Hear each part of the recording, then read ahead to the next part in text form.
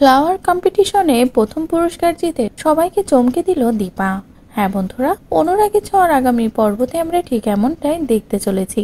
দীপার জীবনে ঝড়ের যেন শেষই হয় না, একটার পর একটা ঝড় লেগেই থাকে। তবে আজ সকলে ভেবেছিল দীপা ফ্লাওয়ার আর্ট কম্পিটিশনে জিতবে, জিতে নিজের বিয়ের টাকাটা নিজেই জোগাড় করবে। কিন্তু যখন দীপা ঠিক সময় মতো সেখানে পৌঁছাতে পারলো না, পার্টিসিপেট করতে পারলো না, তখনই দীপাকে সেখান থেকে বাদ দেওয়া হলো। দীপার কাজটা এত ভালো হওয়ার পরেও দীপা কোনো লাভ করতে পারলো না।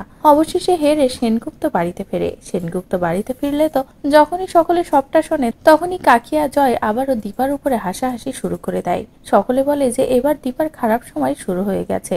সবসময় দীপা একটু বেশি বেশি কথা বলে, যার কারণে আজ দীপার সাথে এমন কিছু হচ্ছে। কাকিয়া তো বলেই দিয়েছে যে নিজের বিয়ে নিয়ে এতটাই বাড়াবাড়ি করছে, যার ফল এটাই। অন্যদিকে অর্জুনের তো খারাপ লাগে সকলে মিলে দীপাকে এভাবে অপমান করলে। কিন্তু ফ্লাওয়ার আর্ট কম্পিটিশনে প্রধান বিচারকের দীপার আর্টটাই বেশি পছন্দ হয়।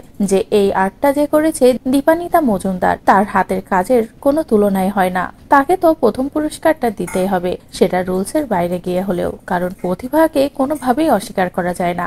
বলে লোকটি দেরি না করে দীপার কাছে কল করে। এদিকে দীপাও কলটা ধরলেই লোকটি বলে যে এই ফ্লাওয়ার আর্ট কম্পিটিশনের রুলসের বাইরে গিয়ে এবার প্রথম কিছু করা হচ্ছে, সেটা হচ্ছে আপনি পুরস্কারটি জিতেছেন, আপনি প্রথম হয়েছেন। যেটা শোনার পরে তো দীপার মাথা খারাপ হয়ে যায়। দীপা ভীষণ খুশি হয়ে যায়, এমনকি পরিবারের সবাইকে জানায়। সকলেও ভীষণ খুশি হয়। এদিকে যে কাকিয়া আর জয় দীপাকে অপমান করছিল, তারাও চুপ হয়ে যায় দীপার যোগ্যতা দেখে। তো বন্ধুরা, এবার যদি সত্যি সবাইকে চমকে দিয়ে এমন কিছুই ঘটে দীপার সাথে আবারও, তাহলে সেটা দেখতে তোমাদের ঠিক কেমন লাগবে কমেন্ট করে জানাও। পরবর্তী আপডেট পেতে চ্যানেলটি সাবস্ক্রাইব করো।